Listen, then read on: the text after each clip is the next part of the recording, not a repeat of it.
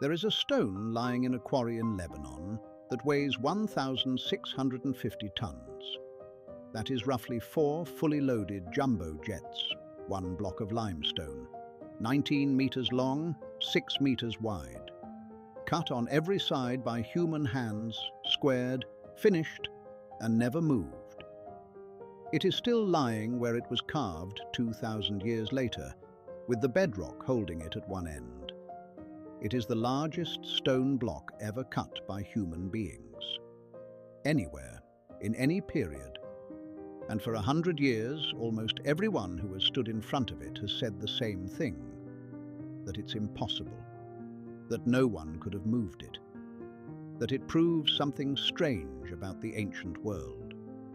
Then, in the summer of 2014, a team from the Oriental Department of the German Archaeological Institute went into that quarry to answer one question. Why was it left behind? They found an answer. And it is not the answer the internet wants. So let me show you what the quarry actually says, and what the people living beside these stones have always believed about who cut them, because that part involves a book removed from your Bible. Baalbek, in the Beeka Valley. In the Roman period, it was Heliopolis, and the Romans built something there on a scale they never repeated, a sanctuary dominated by the Temple of Jupiter, on a platform of colossal stone. The quarry sits less than a kilometer away. In it lie 3 abandoned blocks. The most famous is called the Stone of the Pregnant Woman, around 1,000 tons. Beside it, a second.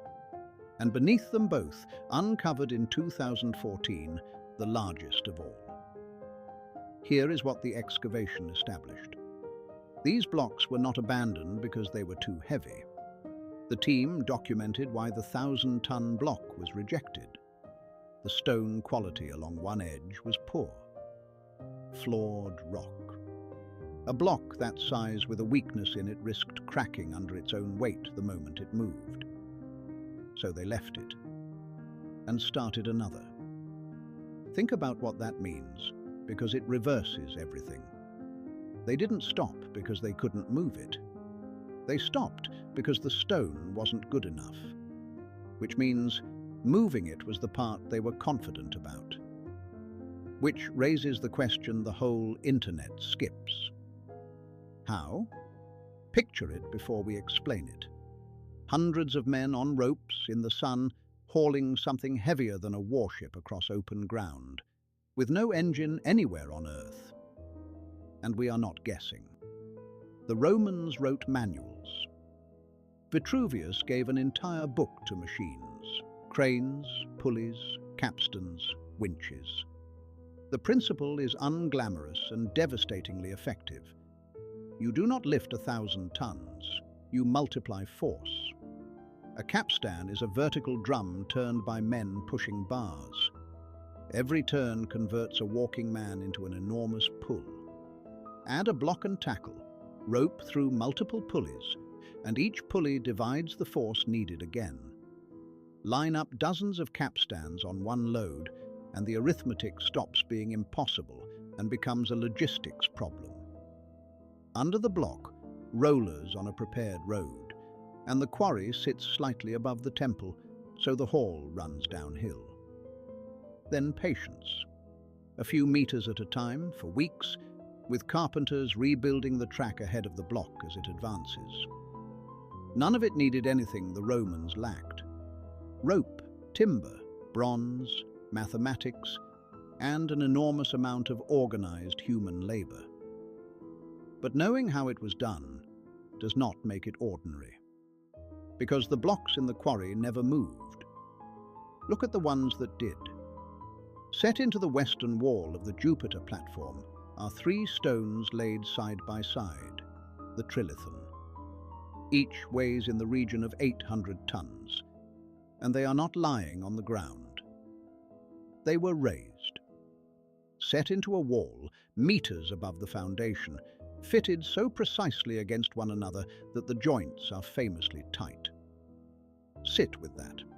800 tons, 3 times, hauled from a quarry, lifted, positioned, and closed to a hairline seam. Using rope, wood, and men. No steel cable, no hydraulics, no engine of any kind. Engineers who have modelled it still disagree about crew sizes and methods. What nobody disputes is the achievement. These are the heaviest stones any human beings have ever moved and placed. Not the most mysterious, the heaviest. That record stood for 2,000 years, until we built machines that burn fuel. So the honest answer isn't impossible. This was the limit of what human beings could do. And they went to that limit on purpose. Which leaves one question engineering cannot touch. Not how. Who? Ask around Baalbek who built the platform, and traditionally you are not told Roman engineers. You are told giants. That tradition is old. It appears in medieval Arabic writing, survives in local folklore, and attaches to the same 3 stones every time. In several versions, the builders are sent by Nimrod, the hunter king of Genesis, in the generations after the flood. Folklore explains big stones with big builders all over the world. That is what folklore does. But set this tradition beside a text, and the geography starts to matter. Because there is a book that describes exactly this. Beings who came down, who taught human beings crafts they had no business knowing, whose children were giants in the earth. The Book of Enoch, quoted in your Bible, preserved in Ethiopia, found at Qumran, left off the approved list in the 4th century. And it names where it began. A mountain at the southern end of the same range that walls this valley, less than 100 kilometers from that quarry. The engineering answers the how. Sources are in the description. But nobody has answered why this valley, of all the valleys on Earth, is the one where the oldest surviving story about forbidden knowledge says it began. And that story names a mountain. There is an oath sworn on its summit, a military exclusion zone around it today, and a book that says something is still bound beneath it. That is the next testament we unseal. This has been the Forbidden Testament.